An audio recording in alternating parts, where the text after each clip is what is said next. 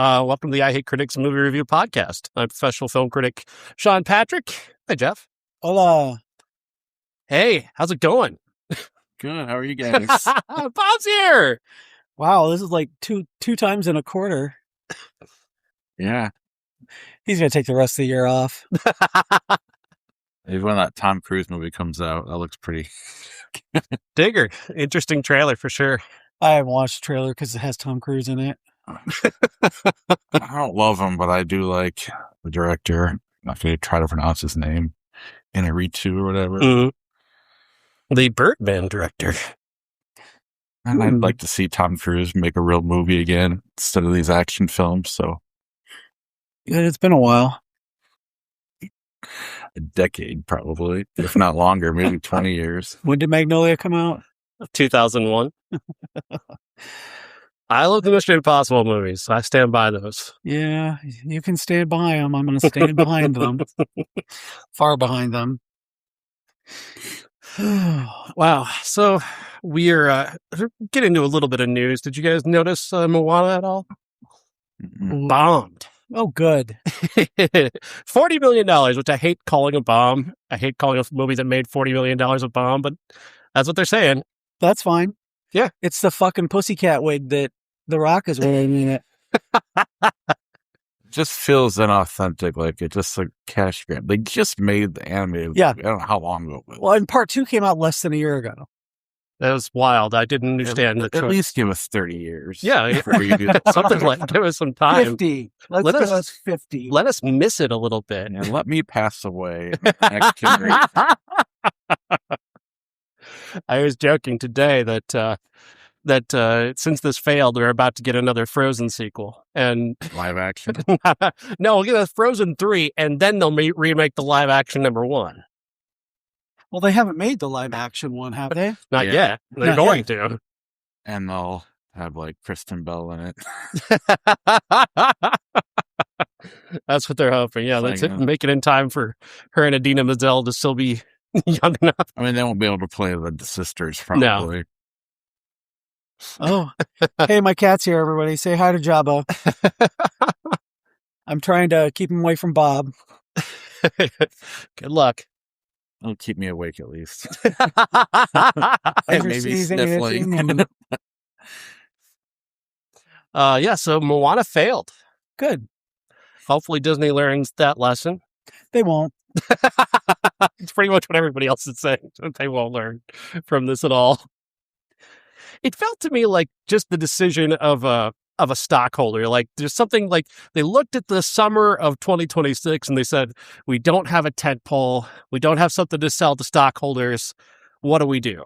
And so, of course, what they did was, here's Moana live action. We can make that in like 6 months and just get that out there and have it be a thing. Yeah, I literally have no desire to watch any of the Disney animated stuff, much less the live action stuff. Right. And watching the trailer for this one with The Rock, I mean, there's literally no reason that he should have played the same role live action. And I think he probably said he wouldn't like do any press or anything, or he wouldn't talk about it unless they put him in it.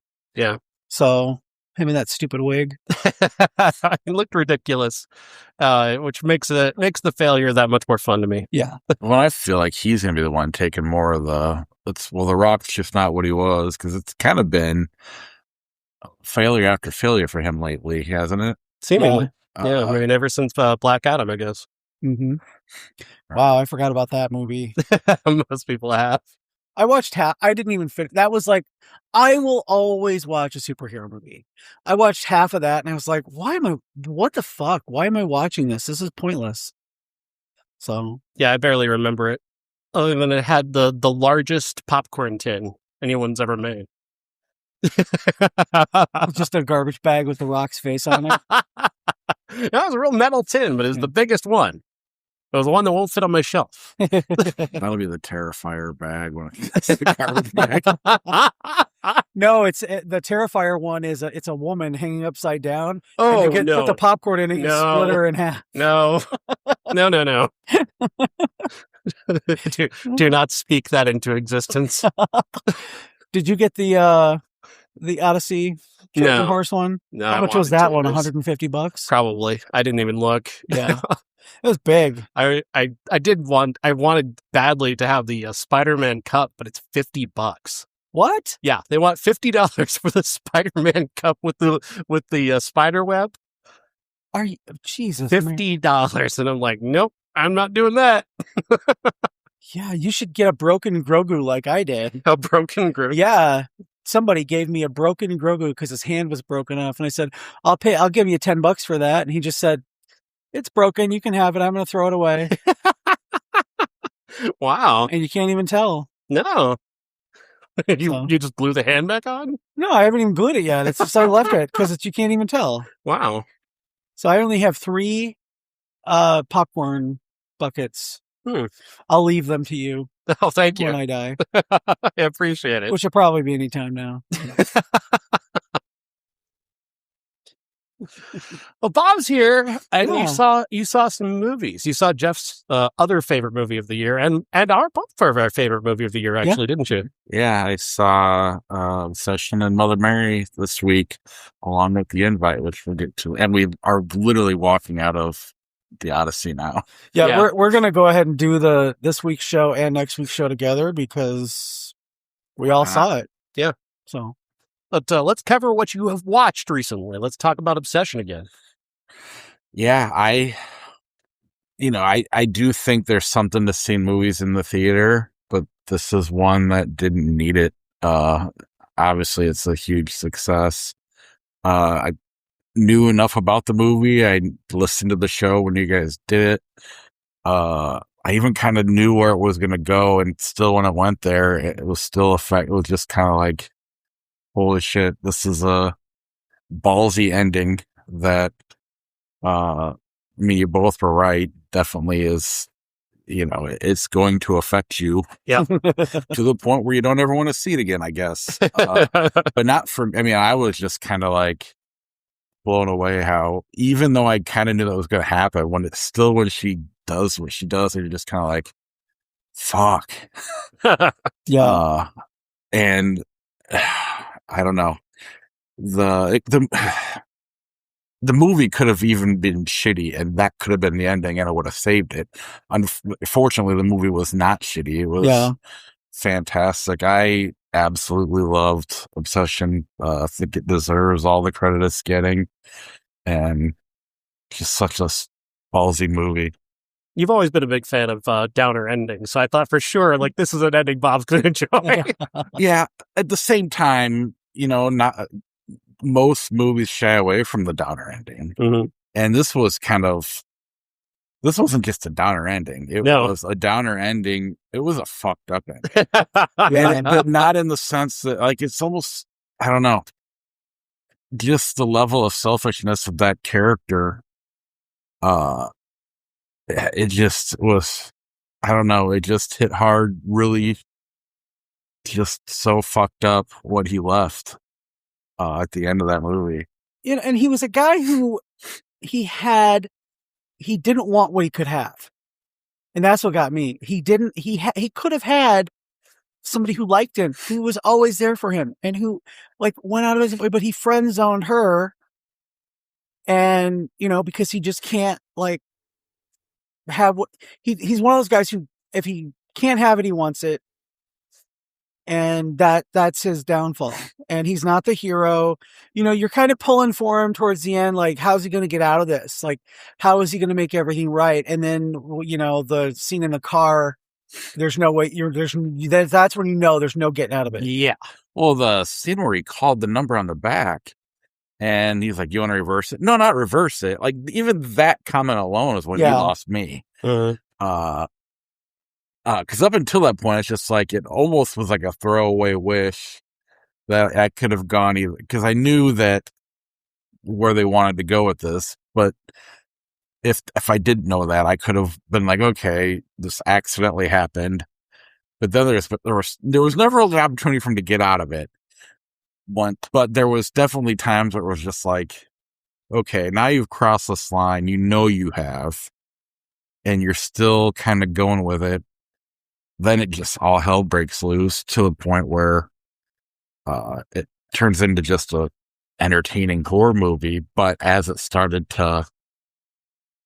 got into that third act where it really starts to go, it went, and that final scene was as good of any final scene. I mean, it's the equivalent of her smiling at the end of Midsummer. Oh. You know, it's just I'm not going to put it on the level of Midsummer. Right. Don't get me wrong, but it's definitely deserves the credits it's getting this year. But that final scene is definitely on par with any other final scene I've ever seen. So I'll give it that for sure. I think one thing I do enjoy about Obsession is it's revealing people in a weird way. Mm-hmm. Anybody who thinks that Bear is not the villain is kind of revealing who they are. There's this film critic that I wasn't really aware of him on YouTube, but I've become very aware of him since his review of this movie because he tends to favor Bear as a hero, and he has lost his entire career over it apparently because the entire movie YouTube has turned on this man. And how could you misunderstand? I mean, because he would do it in a second. Well, I get it, but the whole point of that ending is he thinks he's not even doing it for her; he's doing it for himself. Mm-hmm. Yeah, leaving her this giant mess. Yeah. Without that, the ending's not effective at all. I don't know. So that it's a baffling reading to try and make excuses for him, which this guy was. You should hate the movie if you were a fan of him, in my opinion, because it's just. It seems pretty clear, doesn't it? I mean, it seemed clear to us when we watched it. I mean, I was pulling for him until that.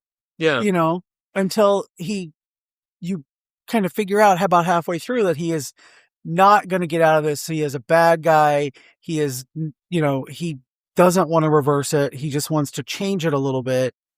And that's, he loses everybody. And if he doesn't, then you're supremely fucked up. They give you multiple chances to lose him in that movie. They give you multiple chances to get him back. But after so many tries, there's just no getting him out of there. There's like 3 or 4 points in that movie where he could have, right. And some of those you're willing to go with it, like, okay, it's a mistake, but he still is redeemable at this point. But at a certain point, it's just like, there's no coming back from this. Yeah, it wasn't, and it's really like the telling thing is that he doesn't try to get the wish thing back immediately. Like, he could have gone and bought another one and like talked to somebody. I'm sure the girl who liked him probably would have done him a favor with that, or somebody would have. But by the time he got there, he'd already done such horrible shit. He'd already slept with her. He'd already taken advantage of this situation and was already trying to bend the situation to make him not the bad guy. Yeah. And that's really where it was like, no, you're the bad guy. You fucked this up. You've done a horrible thing. But like every good movie, he's conflicted before he there's a chance for him right out of the gate, and he kind of makes the right move early on. Yeah. And so it's not he doesn't start out as an all bad character, but he just evolves into that at the very end to really his selfishness goes out of control. I don't know. I'm glad people are loving it as much as they are, and it's having the success it's having. But two, it's just, there's not a lot of movies where you're just like, fuck. That's really good. And, you brought up The Mist when you guys recorded the first time. That's another, I would argue this is in my opinion, I kind of didn't like The Mist until the end. I didn't think it was all that great of a movie. And all of a sudden I was like, oh, fuck. But this was the whole time just a character study of the people in the movie. And then just great horror. I mean, those kills were, you know, they're coming, even if you don't, and it still shocks you. Yeah. Yeah. That brick, I didn't really necessarily see that coming. I saw something coming. Yes. Obviously, there's something that's going to happen to them. But the fact that, you know, she runs up like that, I was not expecting that at all. And the violence with it is so much more than most of your average horror movies. Yeah. And you haven't seen The Backrooms, have you? I've noticed, like, when that first came out, that was like up there with Obsession for so many people, and it's like now I'm talking to so many people about it because everybody knows I do the podcast, and they're like, "Oh, tell me about movies that you've seen." So I tell them, you know, what do you think of The Backrooms? I'm like, well, I don't like having to go and read or watch a bunch of stuff before I see a movie, so it lost me. I didn't really get it, and they're like, yeah, I was super hyped for it, and then I saw it, and I'm like, I don't know what's supposed to be going on. See, I think Backrooms had that hype before it came out. Yeah. When it came out, it seemed like it fell off. One, was like a week after Obsession, which is terrible timing for it. But two, you needed to know the YouTube series. Yeah. I didn't think so. I didn't see probably the added to the... I'm sure maybe it did, but I didn't see any of the YouTube. So I only knew of the original photo that it was based on. That's the only part of it I knew. I never watched any of his series before, and I didn't feel like I needed to. Yeah. Well, I'm sure it's a good, fine movie. I just, you're coming up a week after Obsession, so you already got this hype of a movie that you're not going to touch. I mean, I'm assuming there's nothing as shocking in Backrooms. Maybe there is. I have no idea. I mean, no one's talking about it. It's a few amazing visuals, and I think the ending of that film also has an incredibly effective visual. Mm-hmm. My favorite part of it was the last 5 minutes. Honestly, like, yeah. So, I mean, I'll eventually get to it. It was just, I fights at home where it's like, all right, one, I don't want to spend $20. So I'm not going to see it in the theater. We're going to wait till it's less. Although I made an exception for Obsession because once you guys moved it, I was like, well, I can get these in. Yeah. And but like literally as soon as Obsession, I put Mother Mary on because I'm like, I can get this in before I go to bed. And it was nice to watch 4 movies in a 5-day period and not fall asleep or get tired during any of them. Right. So, yeah. What'd you think of Mother Mary? Our favorite movie of the year so far. It's not my favorite movie of the year, but it's easily a top 10. One, I mean, the subject matter I'm not as into it as you guys are. Pop music does nothing for me. I don't care how good it just. I'm listening to you guys talk about the amazing music. Like, that's all the same to me. But the performances were as good as anything that I agree they should both be nominated for awards at the end of the year. Their chemistry is phenomenal. The visuals are phenomenal. I love, similar to The Green Knight, how you're telling one movie while you're watching another, almost like the horror atmosphere with a completely separate movie being told. More of a straight ahead movie about connection and the past and through the eyes of a horror movie. Just really, really cool. The whole story is simple. But the visuals are cool. Just crazy stuff that you never expect to happens. And Michaela Cole is the most stunning person on film this year. Yeah. Her facial things she does. But then, I don't know, from creepy to sexy to normal to, like, she just runs the gamut in this movie, depending on what they need for in that moment. And Anne Hathaway's kind of more the big pop star, but really grounded, it was kind of a really neat dynamic between the two of them. And just I don't know, really cool visuals and the use of color and the use of the setting that they're in. Great ending. It was a phenomenal movie. I mean, it would be. I liked it a lot. It's definitely one of the best. It'll easily be. I mean, I might only see 10 movies this year, but if in a normal year, this is definitely falling between. I don't know, kind of probably where I had the Green Knight that year, that type of movie. It really was a phenomenal movie. Where I think you guys were blaming A24 for burying it, I do think this is a movie that is not going to be unanimous. I think this kind of movie will piss people off. Then they'll think it's stupid. They're wrong, because it's an art movie. Yeah. At the end of the day, and people don't like art movies. But releasing it right before another Anne Hathaway blockbuster is a burial. I don't think anybody's going to see this, period. Unfortunately. People don't go see good movies. But... Right. Movies like this you gotta, I don't know, if you're not going to be up for the Oscar and come out in December, then no one's going to see this movie. And that's frustrating. Because I really don't think there's anywhere you put it that people go and see this movie. That's why they should have given it to Jeff and I, and we could have made it work. Yeah. We'll tell you exactly how to sell this movie. Exactly. I love his use of color, and his camera work. I mean, Lowery, the way he uses the camera is so unique.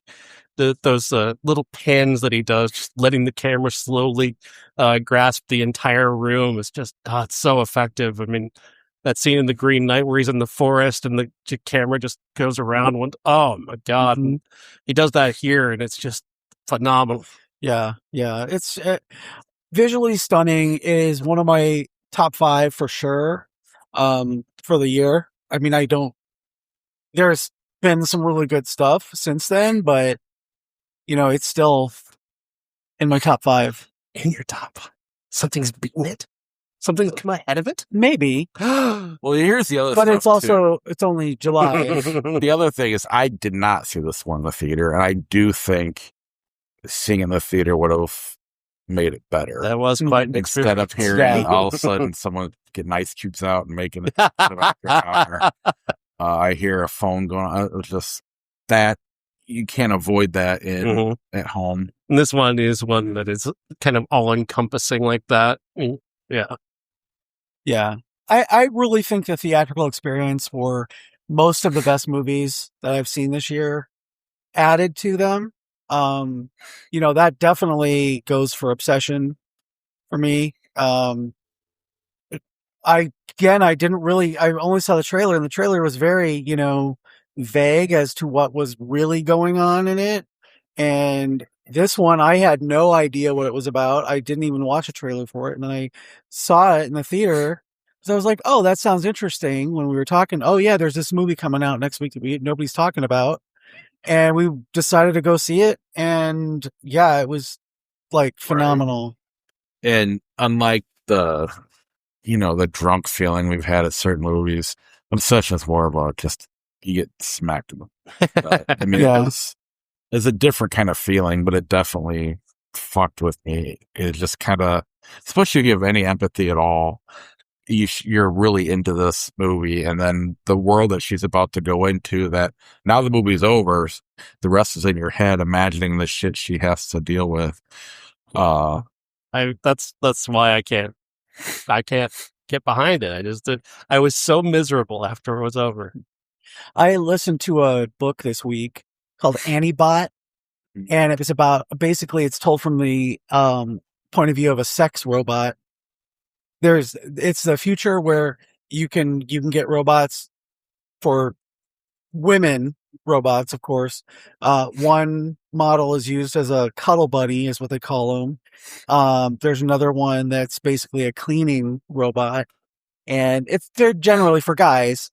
And this is told from that perspective, and it was like so reminiscent of Obsession for me. Like that's who I pictured as the parts, where Indy Navarrete was Annie Bot, and I couldn't get it out of my head, even though she doesn't resemble the character. It was just because she was basically a sex robot in Obsession, And even they gave you hints that maybe she's actually still in there. Mm-hmm. Would you like to talk to her? Would you like to talk to her? No. And she's screaming in the back, like that was the most disturbing part of the entire movie for me. Yeah. So, all right. Where would you like to go next? Well, I think let's talk about one that Bob didn't see. All right. So that we can talk about the ones that he did see. Yeah. We'll talk about Evil Dead Burn, shall we? Okay. Yeah, we did. All right. Evil Dead Burn is I wouldn't call it a disappointment because I didn't have much hope for this movie, but I love the Evil Dead movies. Evil Dead 1 and 2 and Army of Darkness are just untouchable. I even admire the 2010 version with Jane Levy because I love her. I think she's amazing. Yeah. But I feel like they don't know how to do Evil Dead anymore. After that, the one they made a couple years ago was fine, I guess, but who's making these movies? Why do they not know that Evil Dead also has a sense of humor? How did you did some bro just go, oh, well, people love the gore. They just want gore. We'll give them lots of gore. We'll give them lots of blood. They should have called this one Evil Dead Gore because it's really the only good thing about it was some of the gore. Yeah, there's no humor. There's no humor. It's so bleak. Yeah. And it's like Evil Dead without humor. Right. A visual reference to a chainsaw, fine. That's not enough. It's supposed to be funny. Evil Dead is supposed to have a big sense of humor. It's supposed to be massively absurd. Yeah. And this is not. This is just straight horror with a lot of gore. Yeah. I liked the last one. I liked the set. It was a small contained setting, and I thought that it was interesting where they were going with it. This one, nope. I was so bored. And, some people have said, oh, if it wasn't an Evil Dead, then it's fine. No, it was boring. It was just like, I kept looking at my phone and I didn't care for it at all. The movie is trying to lay on a lot of, it's trying to pretend it has a lot of lore. Like the characters are linked to the guy who recorded the original message that became from the Necronomicon. But I don't remember anything about these characters who are like the Council of Elders or whatever dumb shit that was, that created a dagger that you can stab the Deadites with and it'll stop them, I guess. I don't remember that. I guess maybe that's there. I don't remember, but I didn't care because I just wanted to watch Bruce Campbell just fighting a deer on the wall or something or reaching into a mirror and being pulled by himself. Like there's just no sense of humor. There's no sense of any fun. It feels like somebody made an Evil Dead movie without ever watching an Evil Dead movie. It felt like one of the latter Hellraiser movies where it was a spec script and they just slapped Evil Dead into it. Like you could have taken off the Evil Dead part of this. You could have taken out the Necronomicon stuff and it would have been a spec script. And the thing, Rob Tappert's name is on this. Bruce Campbell's name is on this. I didn't see Raimi. I'm sure his name is probably. They're all producers because they. I can't imagine they had anything to do with it. No, it doesn't feel like they had anything to do with this because there's no Evil Dead to this. Yeah. They get producer credits because it's based on their stuff. Yeah. So, but yeah, it's not even really worth talking about. It's just bad. It's just a bad movie. Didn't enjoy it. I know a couple people who did. There have been people talking about, oh, I would love to see, a sequel to the Jane Levy one where she has to testify in court about it, and somebody reads the Necronomicon in court. That would have been a better movie. Probably. More interesting anyway. Or just have somebody just make it with some fucking humor. Mm-hmm. Look, this is just so dreary. And it's Evil Dead for fuck's sake. Oh, it's just so frustrating. That's just so frustrating. Bob, what do you think of the original Evil Dead? Loved the first three. I didn't mind the, what was it, say 10 years ago? That one still felt like a different movie, but at least they were trying to figure out how to do it. I didn't see Rise. I heard there was some humor in Rise a little bit, but I've heard that this was just humorless. I never watched a TV show. I just kind of stuck with 1, 2, Army of Darkness. Mm-hmm. That's how I want to remember it. Yeah, that's the only way to remember it, really.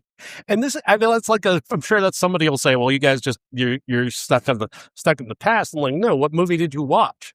Like, there's no fun to be had here. Like, if you think this is a good movie, you've not seen the original Evil Dead.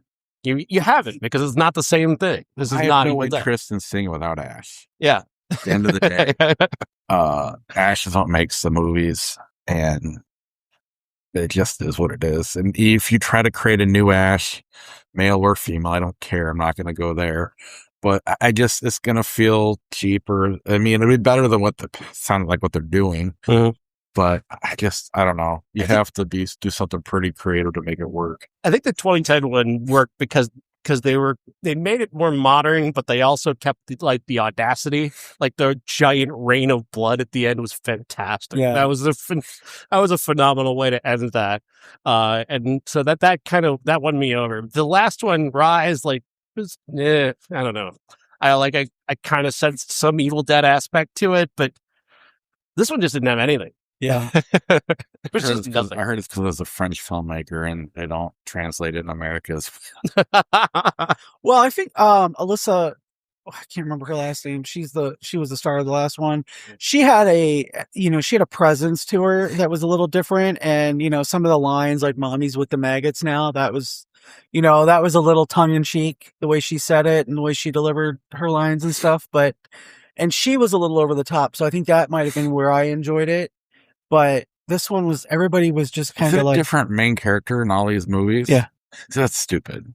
Yeah, that's another part that, at least you had Bruce Campbell tying them all together.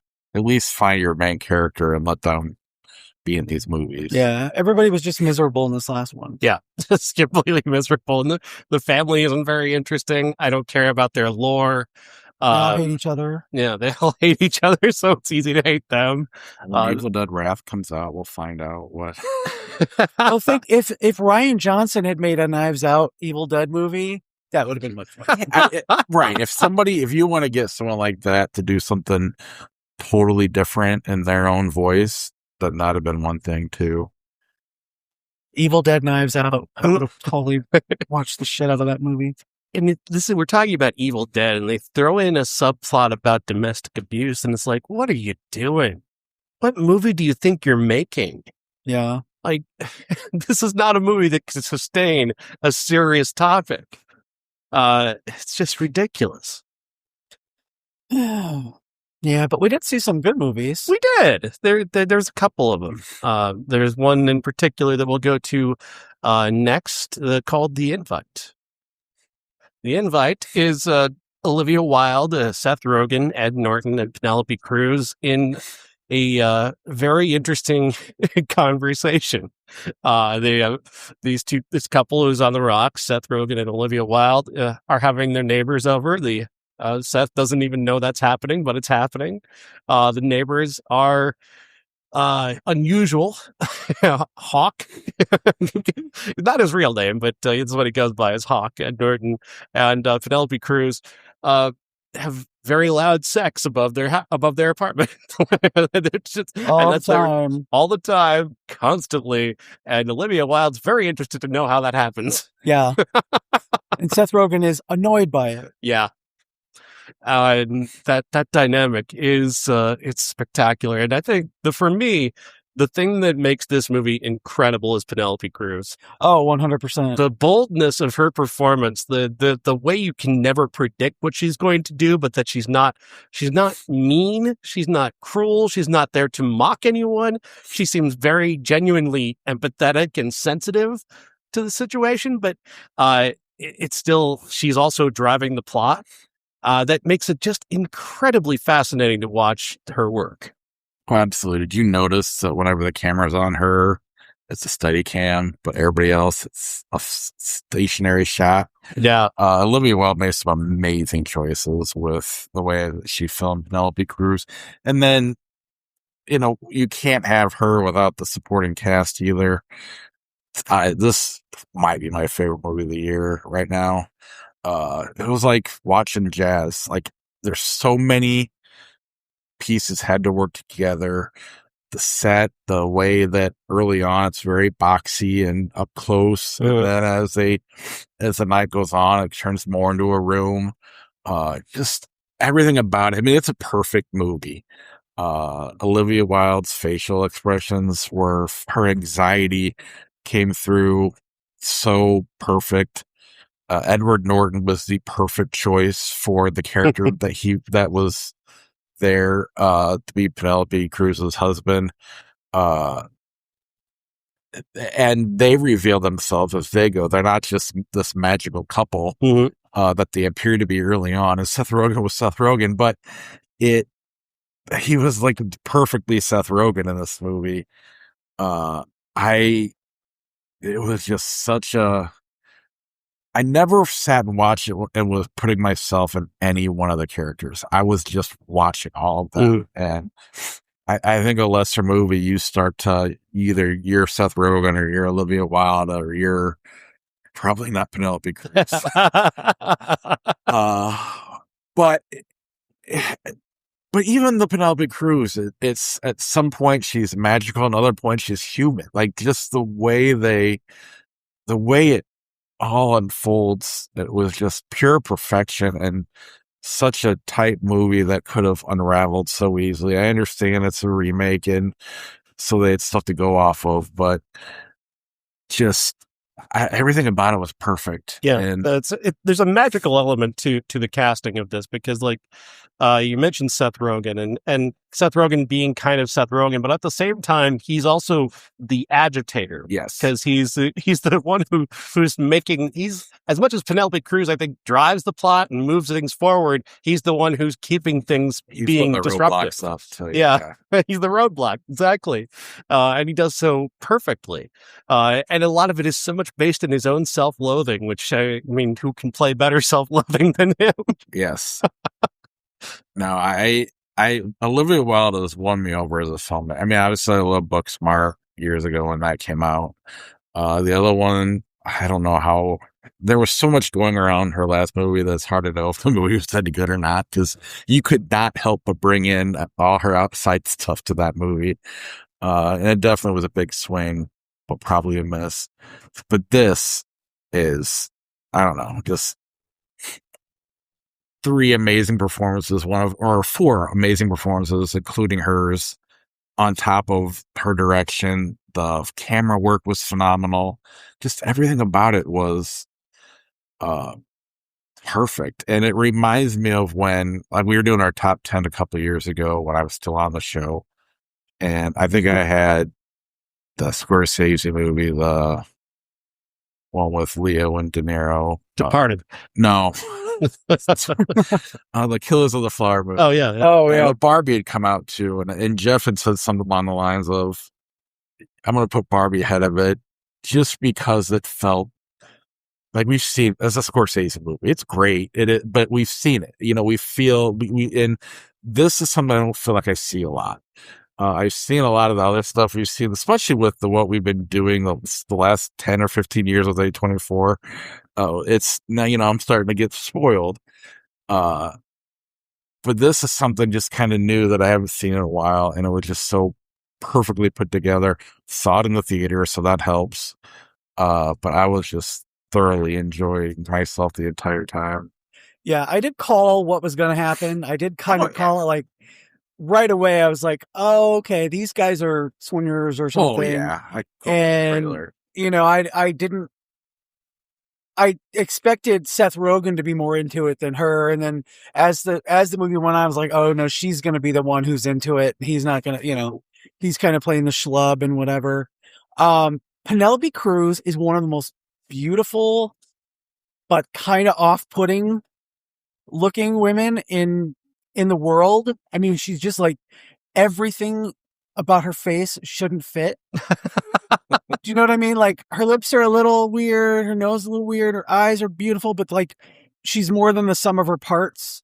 You know, like Julia Roberts. They don't, like, individually, her parts don't work, but together, she's like the most beautiful woman in the world. And her kind of just matter-of-factness in this movie, and the way she's telling everybody, this is what's happening, and I don't really give a fuck if you like it or not. You know, yeah, I was his therapist, and now, you know, now we're together, and I don't care.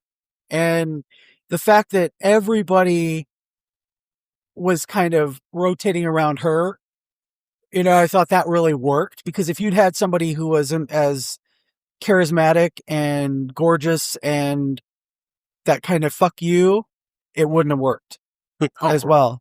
Yeah, I mean, this movie is why I like it so much is you pull one string, it falls apart. Yeah, and it's like Penelope Cruz's face. Some of its parts is perfect. A movie where Ed Norton is like the least interesting person in the movie really tells you how good a movie is. Right, and because I mean, he's almost intentionally the least interesting. Well, yeah. Right away you think, okay, there's this magical couple, and then you're like, okay, this guy's kind of a dick, in a different way, but in a non-disruptive way, just like what? What'd you say? It was like, he's really the most suburban of all of them in this movie, and you know, he's like the one who's instigating the swinging, and he's really kind of the squarest one there when you really get to it. Right, you're like, oh, that's it. You know, that really is interesting. Right. So, well, and it's a journey to get there too, because he starts off magical like her. Yeah. I don't know. It just in any other narrative, like a guy like him would be some kind of guru, or like he's an author who teaches sex or something. Yeah, and that he didn't do that was so smart. And she doesn't act like that. She doesn't act like she knows everything. She's just intuitive about people. Mm-hmm. Like, she senses what Olivia Wilde wants. She senses what Seth Rogen wants, and that's what she's playing on. She knew what Hawk wanted, and she saw, you know, the desires that he had and acted upon them.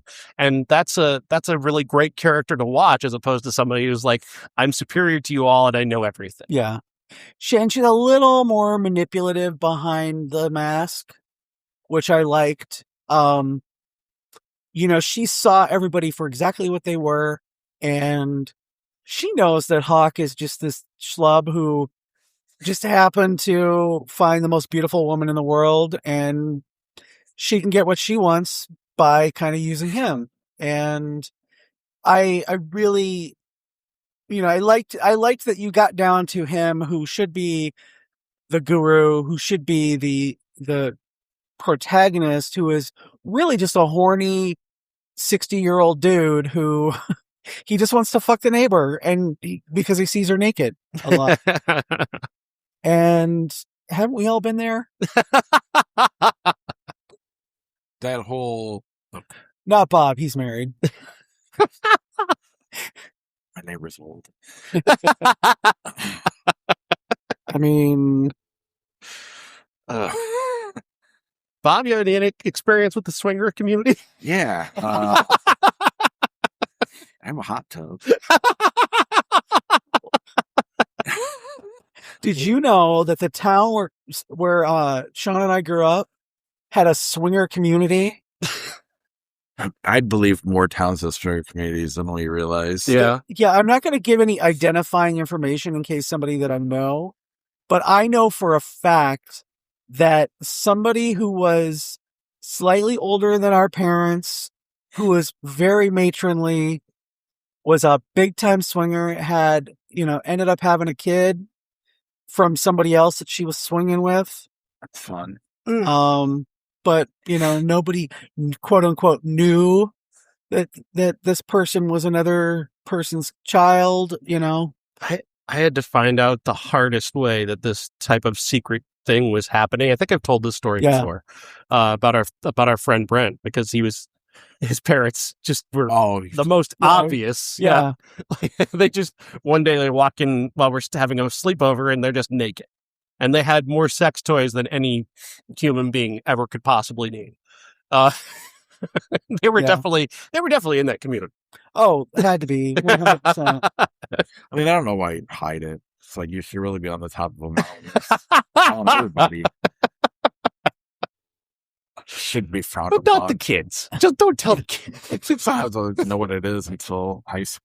It's just embarrassing. Yeah. Jeff just uncovering all of my trauma now, remembering people from our hometown who I don't ever want to think of that way in my life. It wouldn't be so bad if they looked like Penelope Cruz. But none of them do. Not a one of them. Not a single one of them. Look, you remember the end of Society? Yeah, picture that. Picture that. You can't. You gotta let everybody in. Now, if I found out that my parents were involved in that, I would probably kill myself at this point. Even now? Well, they're both dead, so... Exactly. Not that I knew that. I mean, there's no way my mother would have done that. Absolutely, 100% not. My dad, possibly. But no. If my dad did it, you wouldn't have ever remembered it. So this is true. You've been so drunk. So thank you, Jeff, for bringing all this back. Yeah, sure. I really appreciate it. I live to serve. Back to this movie, you made a great point earlier about the camera work. And the way that it starts off it's a little jittery because both Rogen and Wilde are. And there's a bit of a coldness also to the exteriors, to the interiors, even before Penelope Cruz and Ed Norton arrive. And which is, it's not overwhelming. If you're like experienced with it, you can see it like maybe afterwards. Like I didn't see it until after I saw it. Like I really yeah. The lighting gets a little bit warmer. The camera becomes a little more intimate as the night goes on, and that is just really smart direction. Olivia Wilde is honestly one of my favorite directors working right now, based on this movie and Booksmart. She's just really intuitive and knows, like little touches like that. And I think that when you get a talented actor who's also a talented director, I think they kind of feed off of each other, those aspects. And I think that she does that really well. Yeah. I think, and it's underrated. Booksmart's visuals are an underrated part of that, because the way she uses color in that movie to kind of underscore the whole LGBTQ vibe of it. Yeah. It's just very incredibly smart. What was her other one? It's escaping me. The title escapes me. I know I've seen it. Yeah, I know. I keep wanting. It got swallowed up in the whole Jason Sudeikis thing. Oh, and she was dating Harry Styles at the time, and then she got served papers. Yeah, I mean, like she was served papers at the premiere or something. Yeah, there was so much in her personal life that got in the way. Yeah, I don't remember. Have you guys seen The Studio? I've seen it. I've saw 2 episodes. It got so. Too much anxiety for you? Yeah, I felt she's got a good arc in that show. I started to cringe a little bit after the second episode, and I'm like, I can't do it. It's too much. The Ron Howard episode's so good. I haven't seen it. So. If there's a show where, it's anxiety ridden. Yeah. But it is like there's an episode where they're going to somebody's house and they're filming there, and they've got to get this one shot, and everybody just keeps getting in the way of it. Just keeps getting in the way. Yeah, he gets in the way of it, and it's like he's a studio head that really wants to be a director, but he has no talent. So they want to get this long, incredible shot. And they only have so much daylight. It's just ruining it. Yeah, that I had to stop watching at that point. The very first episode where he becomes a studio head, but his boss says, you got to make a movie about Kool-Aid. Then Martin Scorsese approaches him about making a movie about the oh my god, what's the cult? The Kool-Aid cult, whatever they were. Yeah, Jonestown. The Jonestown. And Seth Rogen goes, gives them like an unlimited budget and says, "You can make it, but you got to call it Kool-Aid." Oh my God. And Martin Scorsese's like, "This is a genius move." And then the Seth Rogen's boss goes, "What are you doing?" And Seth Rogen has to lie, and he says, "Well, I'm buying it up so that they can't make this movie, so we can still make our Kool-Aid movie, and that's going to be Martin Scorsese's swan song." And at some point, he just starts crying. It is just such a well put together, and every episode's like in Ron Howard's, that he makes the perfect movie. But then there's another half an hour that goes on too long. Don't Worry, Darling, by the way. Don't Worry, Darling. Yeah. Yes. Which I liked a lot more than you did. Mm-hmm. But it was Florence Pugh, so I gave it, it had Florence Pugh points in it. So it was definitely a big swing of a movie. Yeah. It was bold, but it didn't fully come together, especially Harry Styles' performance. Yeah. Yeah. But The Invite, though, was probably right now my favorite movie. Right, it's up there. It's not Mother Mary for me, but it's up there. Yeah, it got a little much. I would say like the beginning of the third act, I was like, okay, it either has to go full bore farce comedy, sex farce, or swing back to the Who's Afraid of Virginia Woolf of it all, because that's kind of that's what I was reminded of. Was, have you seen Who's Afraid of Virginia Woolf? Mm-hmm. That's what it kind of reminded me of at the beginning, where they're bickering and, but not nasty. And then towards the end, I was like, are they going to get really nasty? And they didn't, but that's just the two couples, that's the whole kind of cast. That's what it reminded me of towards the middle of it. Right. And I was kind of hoping for that, but to see them kind of reconnect at the end, which is what first of all, I did want to say this. When I was watching, I was like, do straight people go through all this just to have sex? I mean, is it that hard for straight people? Because with like gay guys, it's just, hey, do you want to fuck? Yeah, let's go fuck. And then, there's not all this like subterfuge and all that necessarily. And I'm just like, I got to ask you guys if this is a straight thing. Like, is Absolutely. it really that? It's definitely a married thing. Because I don't know. I mean, I think being single is different than this scenario too. Oh, you don't know many gay guys, do you? No, I mean, you do. I know a couple, but it's definitely. I mean, my straight friends are fucking more than the married friends. Yeah. I've always tried to balance this like idea of like who I am versus who I am sexually, and it's like it's hard because I don't want to press too hard. I don't want to push somebody to do something they don't want to do, and I'm always conscious of that. Yeah. And I've always been very much like a feminist, I guess, which I know is kind of a virtue signal or whatever, but like I've always wanted to be that way, and I'm also a bit passive. I'm a bit of a submissive person, so I kind of need somebody to lead me places, and that's always been a problem for me. So watching like people have trouble getting to it.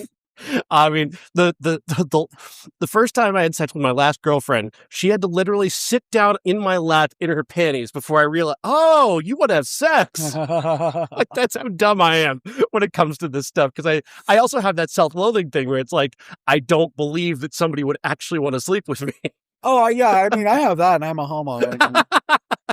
Trust me, there's a lot of guys who are just like, you want to hook up? And I'm just like, I've got standards. They're low, but they're standards nonetheless. And I get that, poor men, but it is harder for men who care about women to like fuck all the time because they have to, consider the woman. Whereas I do know a lot of straight guys that I have worked with and whatever, who they don't give a shit. They just want to fuck, and, they'll do whatever it takes, and there's no empathy there. So I guess, if there's no empathy, it's like, there's still like these extra layers to get to the act. And for gay guys, it's like most of the time I could get on my phone right now and have somebody over here in 20 minutes. Not that I will with you guys here. But I think in these two particular characters, it's not so much like life has gotten in the way. Yeah. And they want to fuck, they just don't know how to approach it. And they probably want it at different times. Mm-hmm. She wants to feel desired. He's too wrapped up in his self-loathing that he's not desiring her. She's not feeling desiring. He maybe is in his head, but she's not feeling it.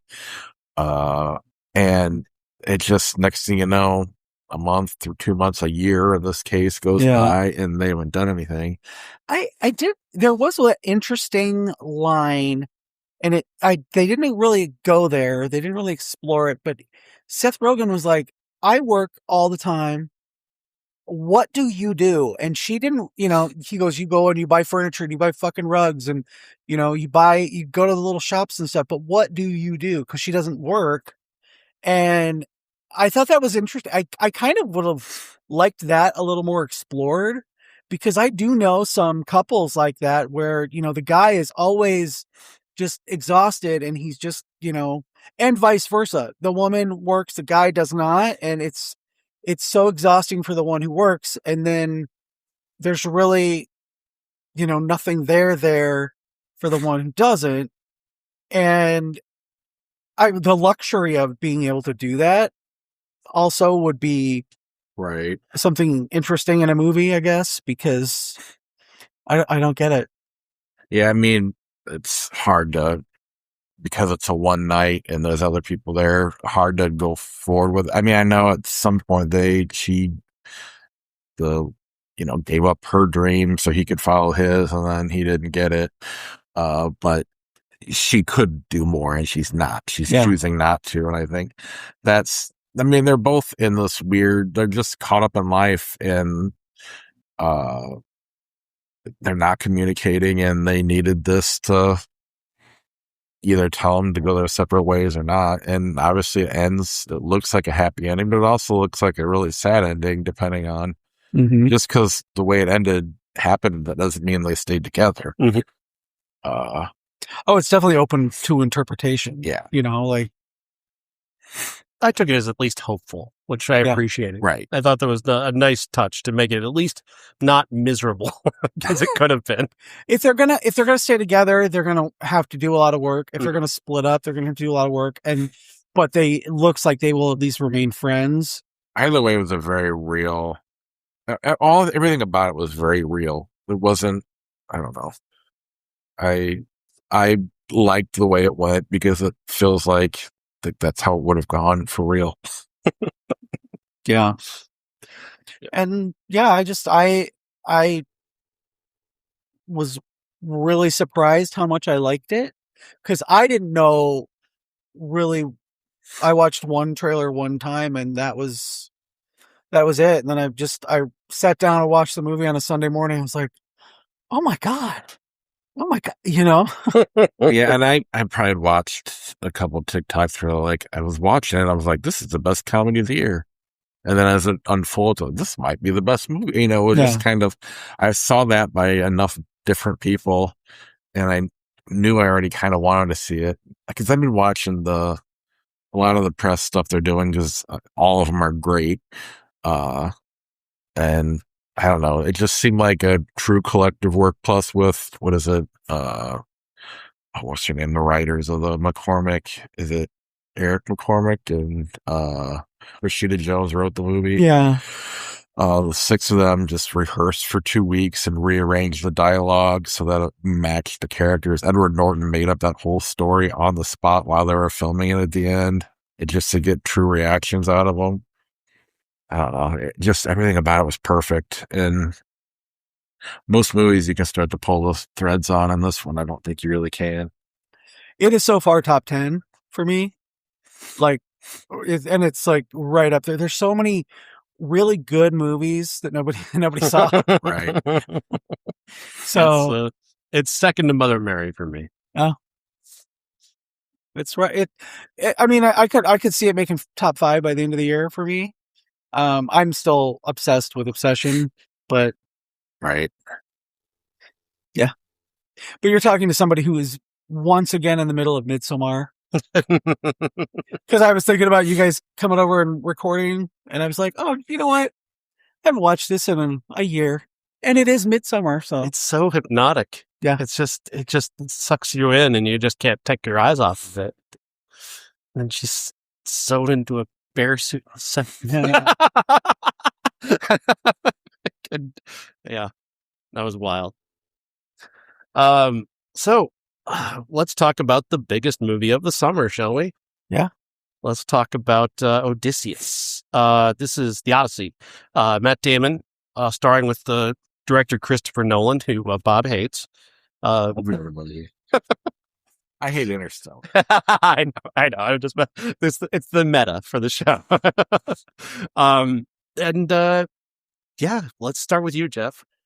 I recently I've tried to read The Odyssey several times over my lifetime, and I have a Libby subscription app, and I listened to it for the first time all the way through about a month ago. So I kind of knew what to expect. I did not expect, Dad, like I didn't expect the modernization of it. And I was afraid when, the first couple scenes where they were doing it, I was afraid it was going to be like, Baz Luhrmann's Romeo and Juliet, but The Odyssey, I was pleasantly surprised, and it did not. This movie is 2 hours and 52 minutes long. And aside from me having to go to the bathroom a couple times, it did not seem that long. It went by at such a clip, and the way that the casting was done, I know everybody right now is freaking out about Lupita Nyong'o being Helen of Troy, but she is perfection. She didn't have a lot to do, but I would watch her do anything. Matt Damon as Odysseus was really interesting for me, which is not something that I really say about Matt Damon all that much anymore. He's been, he's consistently good, but I'm not rushing out to see a Matt Damon movie. As somebody who is not Christopher Nolan stan, I was kind of like, okay, I'll see it. I liked Oppenheimer. I guess he's in his O period now with Odysseus and Oppenheimer. I just thought that everybody gave exactly what they needed to. The action was incredible. I do feel like I didn't see it in IMAX. I don't think any of us. None of us. They were all together. Yeah. None of us saw it in IMAX, which it was filmed for. But I feel like I would have been a little even more overwhelmed by some of the action scenes. When the boat is splitting apart, I had a hard time. Right. I was a little closer than you guys were, but I was, there was just so much on the screen at once that you had a hard time catching it. And it was like you were right there. I do think that it is probably my favorite Christopher Nolan movie, although the Dark Knight trilogy, I think the Dark Knight is right up there for me. But I think it's one of the best ones that he's done. And Anne Hathaway, 3 for 3. So incredible. Yeah, it's an epic.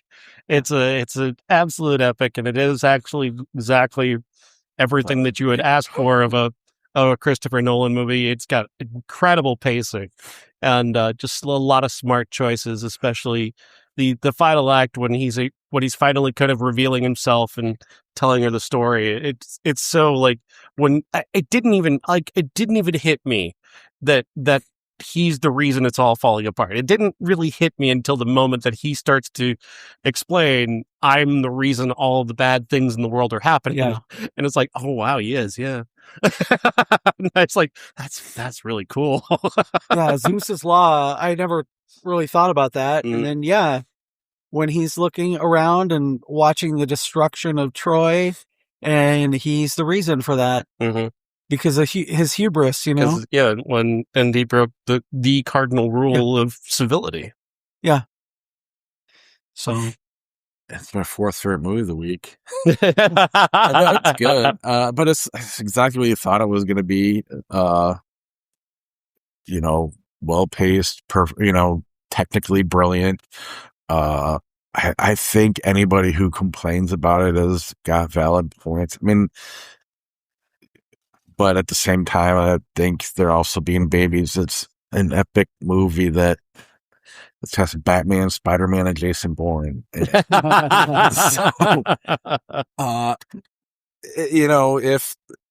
don't forget Catwoman. That's and the Punisher, and Mary Jane, Furiosa, or whatever. Whatever her character is. Yeah. Somebody did say, like, I read it. Somebody's like, oh my God, this is like his Marvel DC Homer movie. And I was like, you can't swing a cat in Hollywood without getting somebody who was in a Marvel or a DC movie at this point, because everybody has been in them. So. But it's good. I like The Dark Knight better. I think I like Memento better. I like Oppenheimer better, but I mean, I still like it. There's nothing wrong with it.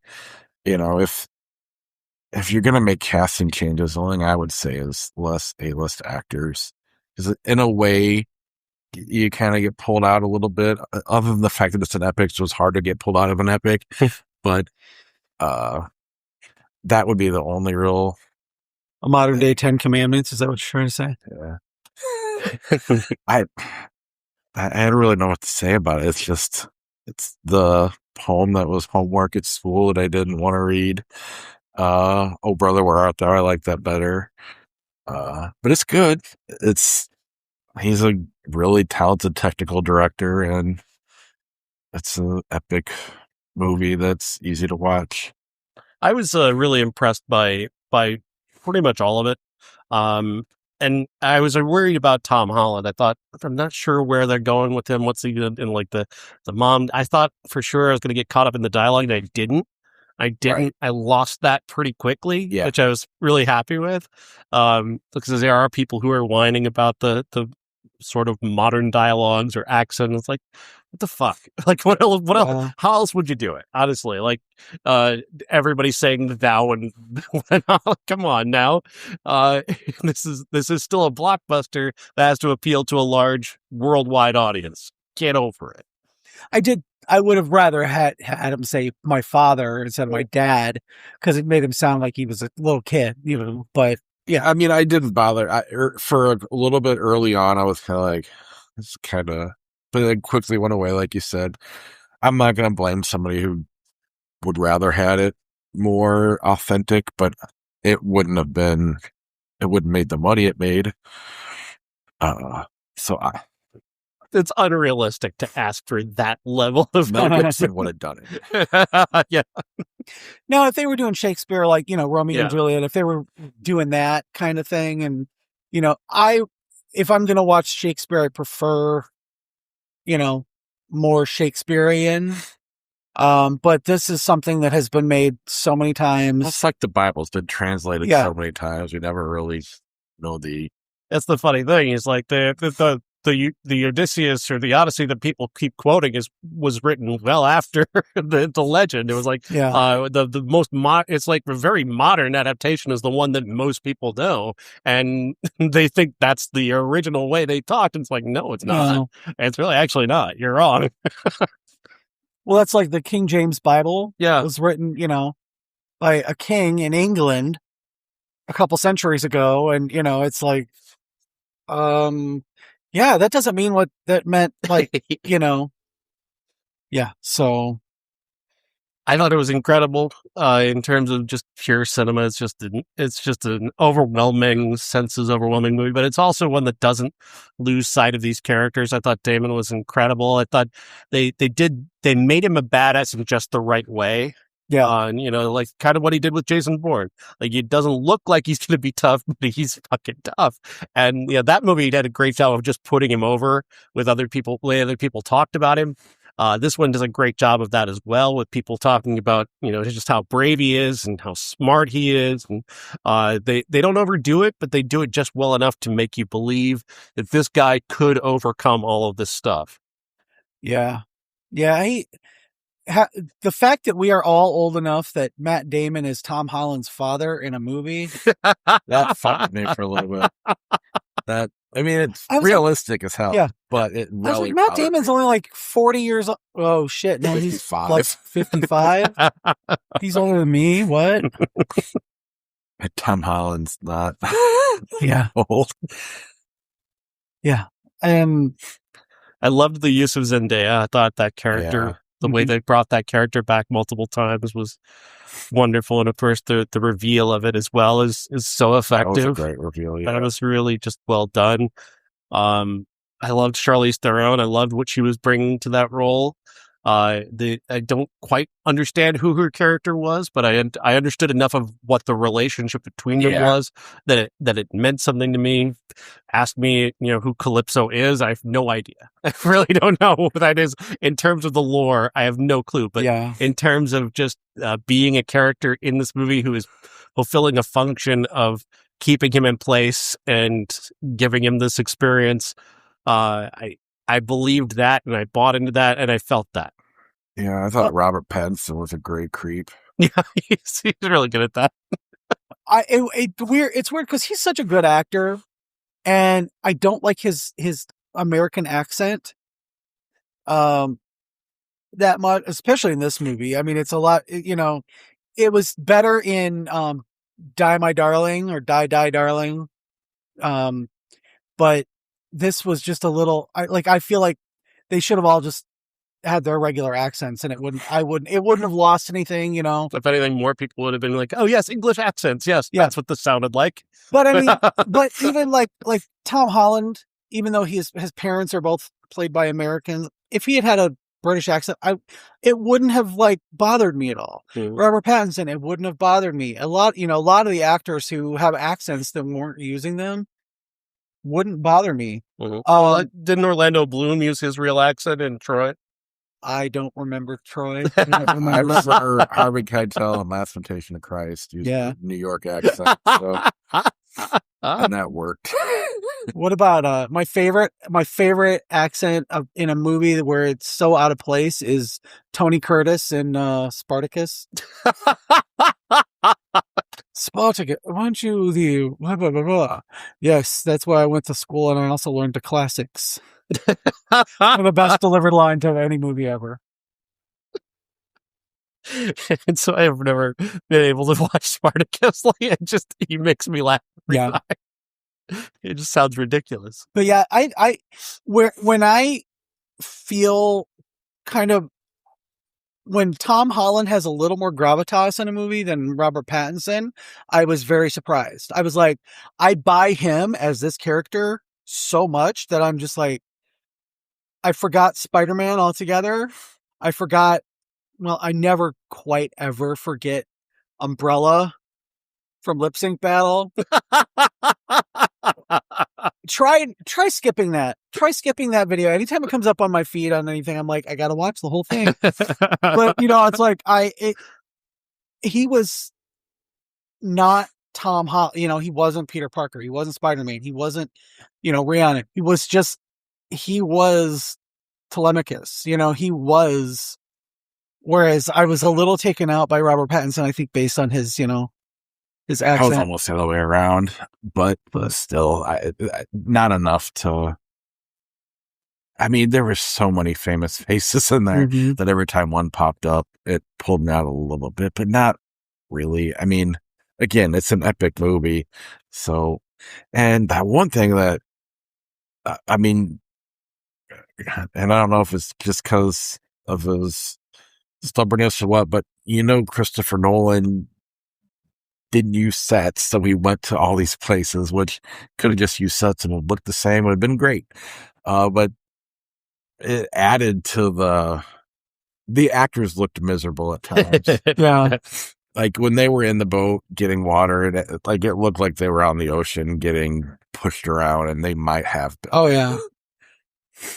Samantha Morton too. as Cersei. Mm-hmm.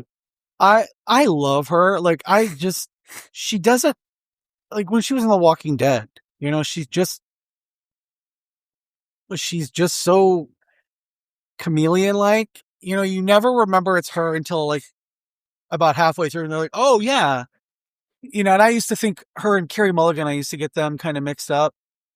But now it's just like, she's such a good actor that I saw her and I was like, oh, good. You know? Oh, good. That scene was disturbing. Yeah. That was a really great piece of horror. Yeah. And she's just like stuffing like her hands in their mouths and it's just pulling them. I was just like, oh my God. What is happening? But one thing that was weird, and not that I really needed to see Cyclops' penis or nudity or anything, but they shot it like it was an A-list actor, and they couldn't, you know, like they had a nudity clause or something. It's just weird that I'm thinking about it. He just has a tiny dick. Yeah, I mean, maybe to make up for the fact that he only has one eye, he has two penises. I don't know. They couldn't get that past the ratings board, but it was like they went out of their way to like frame the shots and stuff, and that seemed like Christopher Nolan was pulling a punch or something. Probably. I could see if you don't do it right, you could really easily get pulled out of the movie with the Cyclops cock. if it just Cyclops, right? He didn't even have to have one though. Like Clash of the Titans, he didn't. You know, Cyclops was just kind of a creature, right? And you know that like, but it was it. I thought about it only because they kept, you know, framing it the shot like he would walk out, and then, you know, just as he's starting to walk out, it cut, or they frame it in such a way. I was just like, that made me think of it, which I normally shouldn't, you know, think of Cyclops. But I just thought that was what kind of was weird for me. So I don't know. Overall, this is a really good movie, though. Oh yeah, I enjoyed it, and I didn't think I would. When I heard that he was making it, I was like, oh God, homework, you know. But and listening to the book, I think it really it is kind of hard. In modern day, it is hard to follow it a little more. And I think like that is definitely a book that you could read the Wikipedia entry on and get as much out of it as listening to it. But it's the poetry of it, you know. But depending on the translation, is what you know, if you're listening to it in the original Greek, or, you know. Well, Christopher Nolan did a great job of not making it work. Yeah. Right. Translating it into a watchable, exhausting. And not exhausting because it's long, but exhausting because, especially those battles, like you said, they felt real. Yeah. Yeah. I saw the runtime before I went. I was like, oh shit. 3 hours long. Fuck. But record after this, so we got a half hour back. But I mean, you know, it went through. It went by really fast, and you know, I obviously had to get up and go to the bathroom a couple of times during it, but I didn't feel like I missed much. You know, I feel like it was languid enough in spots that to give you kind of a little bit of a break, but then the action was really actiony. So yeah, it's all the funniest thing. I saw a guy heading back into the theater as we were coming out. Like, oh, dude, you just missed the ending. It's over. Oh yeah. You could tell he'd been like, because he got up once and then he sat down because he was right. He was in the row in front of me. He got up, and then, like, you know, the right before the end battle, when he sat down again and he got up and he was like, and then he got up and left, and we, you know, I think he thought there was probably another 10 minutes left in the movie. And then he comes back in from the bathroom and everybody is coming credits back. are on. Now he's got to read the book. And like I said, you know, I hope they do a novelization of it sometime. This was a book?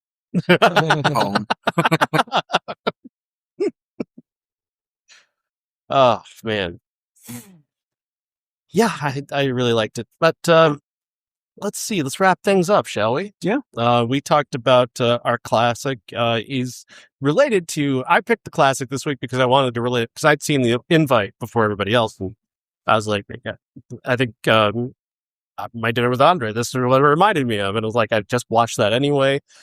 We did a movies of the '80s for that, and we did My Dinner with Andre. Yeah, we sure did. I wish we'd done Who's Afraid of Virginia Woolf. You know, brother, we're out there. I love My Dinner with Andre. Malle directing. This is a movie that is just a landmark for me because when I first saw it, I really was I had kind of that teenage conception of what a movie is supposed to be. It's supposed to have lots of characters and lots of action, and it's supposed to keep moving all the time. And the idea of watching just two guys have a conversation seemed like, how do you make a movie of that? And then I watched it and like, this is how you make a movie of that. Yeah. That's incredible.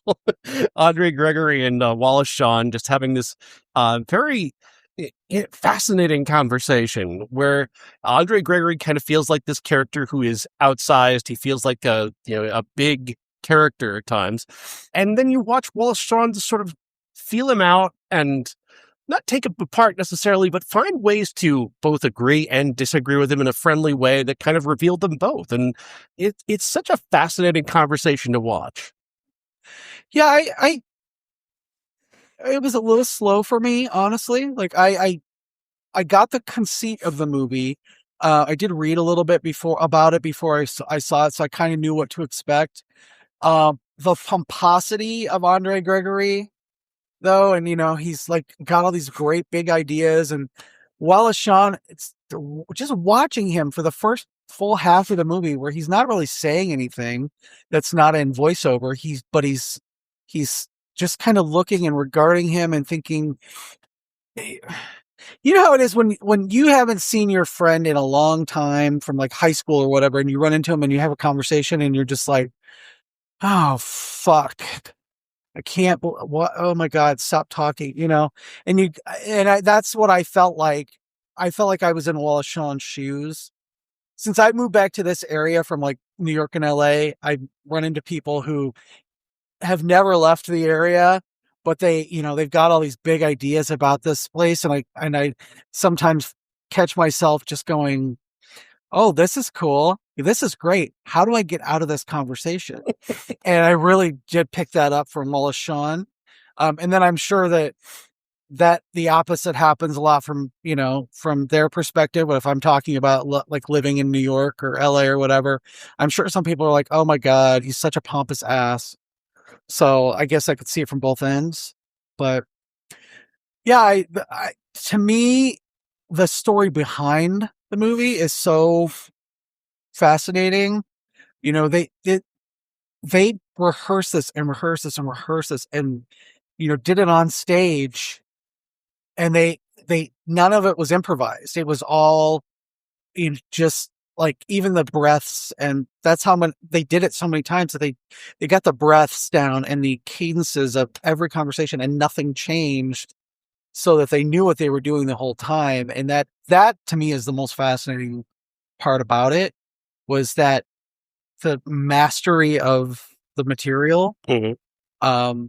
That to the point where it doesn't even matter what they're talking about. It's the way that they're both acting the scene, and how Andre Gregory is just expounding and expounding and expounding, and kind of gets offended when Wallace Shawn has anything to say, about like pushing back on anything, and you just see it in his eyes. He doesn't say, well, I can't, how dare you say so? He's just like, in his eyes, like, don't you know who I am? That, I got that a couple times. So have you seen this movie? Uh-oh. You got to see it. It's incredible. There's a conversation in this movie that I found that watching it this time really stuck with me. And it's a conversation about the electric blanket. And it seems like such a small thing, but Wallace Shawn shares this anecdote about having an electric blanket and how he feels like that it's changed him, the way he sleeps, it's changed the way he dreams. And Andre Gregory jumps on that and says, yes, it's cutting you off from reality. Reality is that it's cold outside and your apartment is cold. And that's what reality is. Reality is cold. Mm-hmm. And Wallace Shawn, and it goes with him, like kind of agreeing, and then he slowly starts to realize, actually, no, what's reality is. My apartment is cold. I bought an electric blanket as a response to the cold. This is just a logical response to things being cold, and it's such a small thing, but it's such a perfect illustration of the difference between the two of them and the way they see the world. He sees it as harsh and in need of disruption constantly. His whole thing is disrupting. He's got to have his life cut. He's got to have chaos. He keeps finding chaos wherever he can go because he feels like that's when you're most alive, when reality is happening in front of you and you can't deny it. And he feels like everybody else is a slave to society, that they just want comfort and they just want to be comfortable all the time. And you need to get out of your comfort zone. And Wallace Shawn's actually, no, comfort is just a reaction to the way life is. Yeah. Wallace Shawn is all about changing your life in not letting stuff happen to you.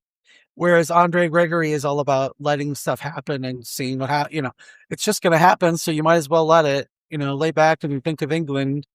But yeah, that, and the meta of that is also the fact that they were filming in a disused hotel in Virginia and they didn't have any heat. So the crew is all sitting around in electric blankets, and they wrote this conversation months before they knew where they were going to film it. So just the fact that they are all the crew is sitting around in electric blankets and all bundled up and stuff, and the other actors who aren't on camera are doing that as well, and they're sitting there having this conversation about electric blankets that they wrote months before. The meta of that is what I really liked about it. So.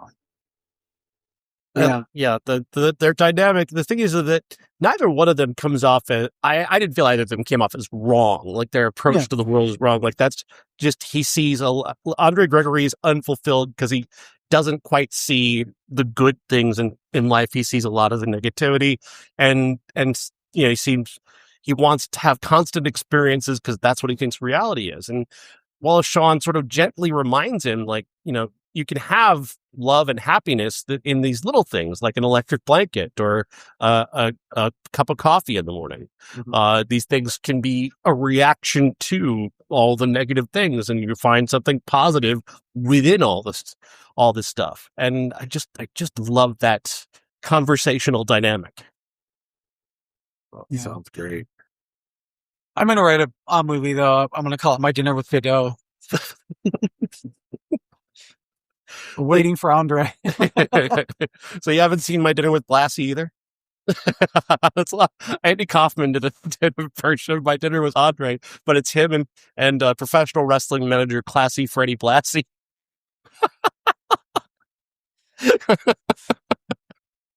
Fucking genius. And it's not mocking it either. It's like just taking the dynamic of that movie and making it about, two guys who love wrestling. Yeah. A proto podcast about wrestling. Yeah. This is one of the greatest movies I've ever seen. It's one of the kind of movies that I look back on as like a life changer, like Amadeus was, like that way, just kind of changing the way I see the world, or even this is just personal agree, but The Talented Mr. Ripley just kind of changing the way I saw the world. This is one of those. Mm-hmm. Did you listen to our show about Amadeus when we had that as a classic? Did you listen to the whole thing? I don't know if I know we originally had Amadeus years ago. Remember that one? I bought Amadeus at a garage sale. I found it for $1. And I was like, oh, okay. And then Sean mentioned it. And I'm like, yeah, let's do that as a classic. And I put the disc in and I sat and watched it. I'm like, God, this movie is short. It was a 2-sided disc, and I watched the second half first. And I thought that it was just like a short movie about Amadeus. And I was like, that's hilarious. So I had to go back and watch the whole thing. So I watched it 1.5 times. You watched the Tarantino version. Yeah.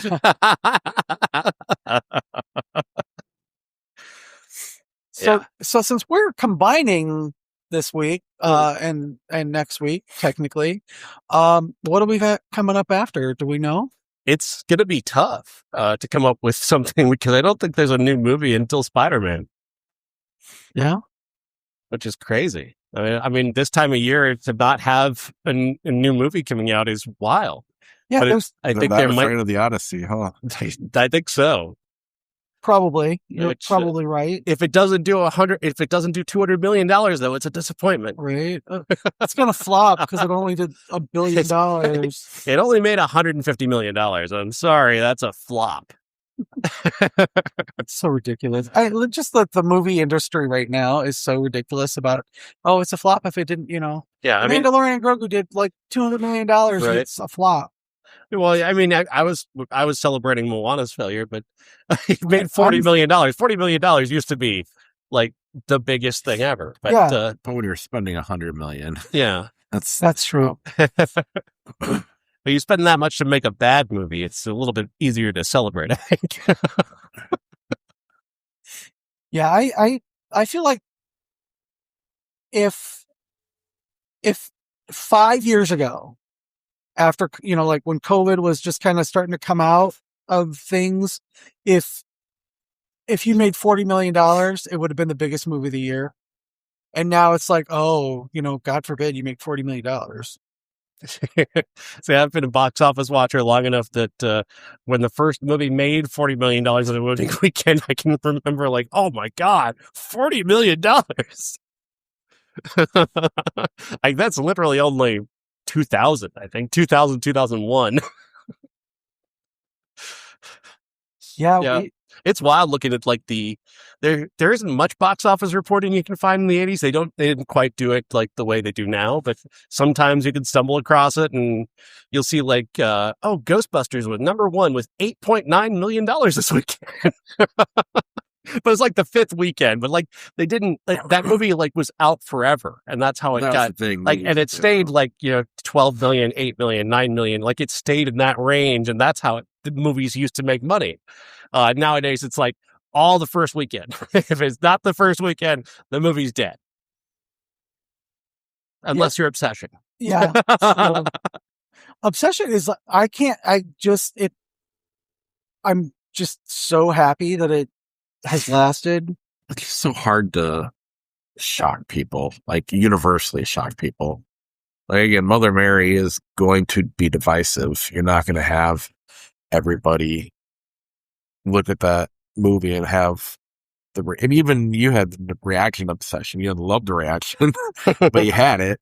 There's just not a lot of movies that can do that. It feels like it's been a while since we've had a movie that has been the cultural conversation. I mean, we had Barbie and Oppenheimer, but I don't know if necessarily people talked about those movies. I think they talked about the experience of that moment of those two movies, but Barbie a little bit, maybe a little bit more Barbie, but it feels like there's an actual like a divisive almost conversation that a very revealing conversation about obsession that's happening. That's I think is very entertaining. Probably more entertaining than the movie for me, because again, the movie I find the movie's not entertaining. It's entertaining, but in its own lane. Yeah. I understand completely why you love it. I do. I can't. It's so bleak. I just can't do bleak. Life is bleak. You and your electric blanket. I give me my electric blanket and my cup of coffee, and I'll be fine. You guys can experience the cold all you want.